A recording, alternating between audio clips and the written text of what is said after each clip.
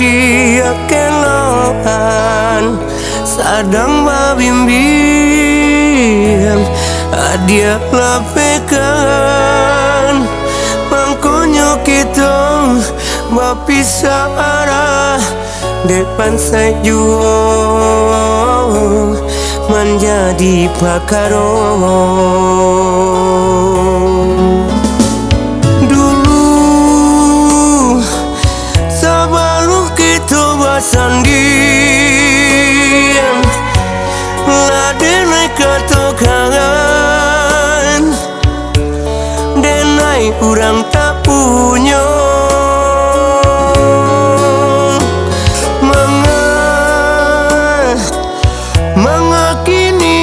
dia sesali bapisah kato bapisah nana dia katokan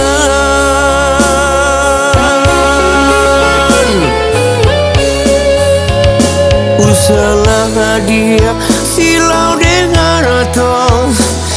nan kamambue pacah rumah tangga inilah dia buat cinta kita nan kamanangguan luko de ulah kita.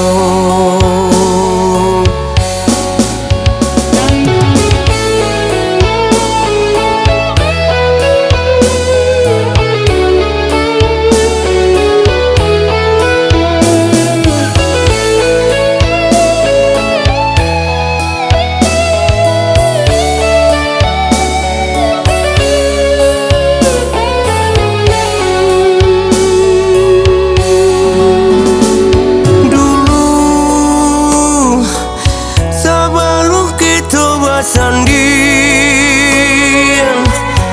ladenai katokan denai orang tak punya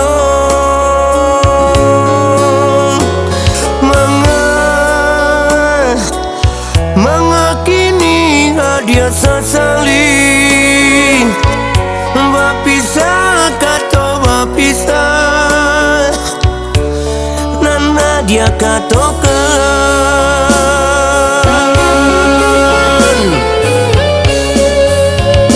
usaha dia silau dengar atau nan kamambue pacah rumah tangga inilah dia buat cinta kita nan kamanangguan luko de ulah kita usaha dia silau dengar atau nan kamambue pacah rumah tangga inilah dia buat cinta kita nan kamanangguan luko de ulah kita.